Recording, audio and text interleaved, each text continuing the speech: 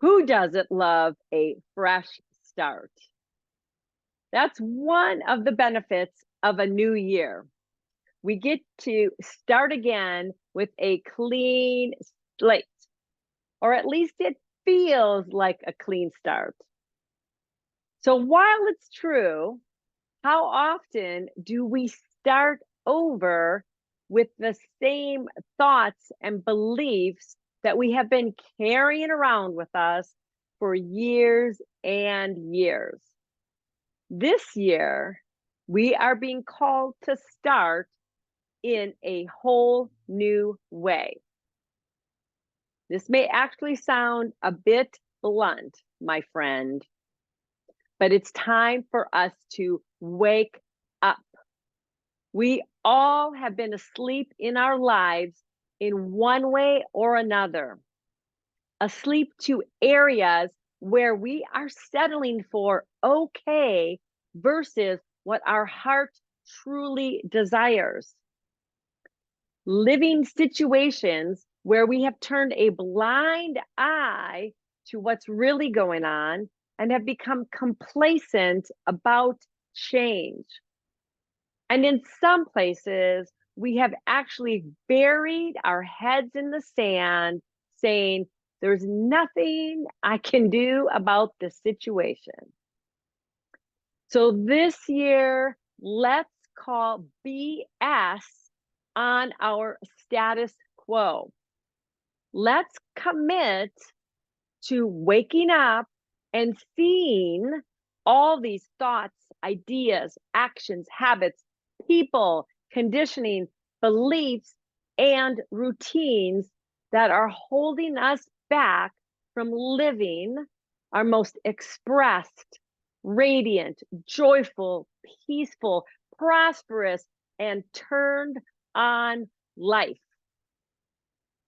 In doing this, we will be stepping more fully into co-creating the life we truly desire to live in whatever way is important to us. This is our radiant reality. I will be sharing topics, ideas, and ways we can wake up more in our lives to become even more conscious creators. I know I am game for this. How about you? What wake-up calls have you experienced in your life so far? We all have them. How did they shift you to live more fully? Maybe you experienced the passing of a loved one or your own personal health crisis. For me, I experienced two wake-up calls very close together: breast cancer and a divorce. I speak about both of these significant wake-up calls in my book, Radiant Achievement.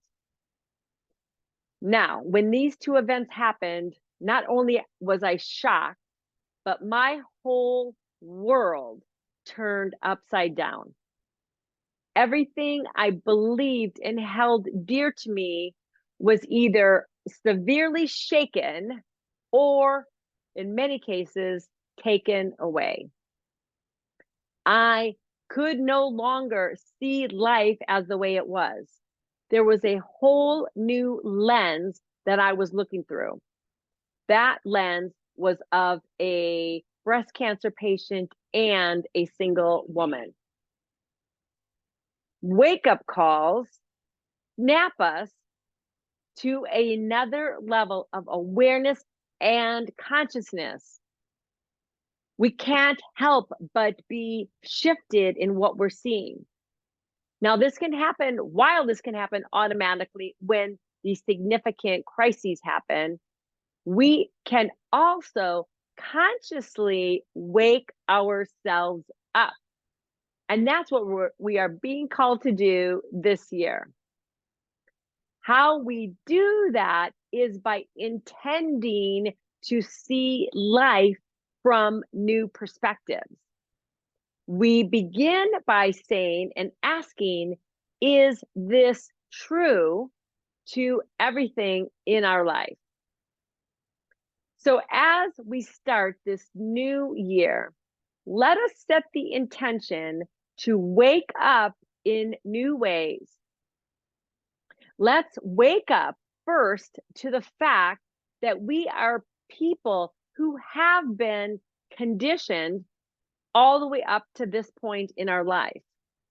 Let's truly understand that and embrace it, knowing there's nothing wrong with us. There's nothing wrong with what's happened up to this point.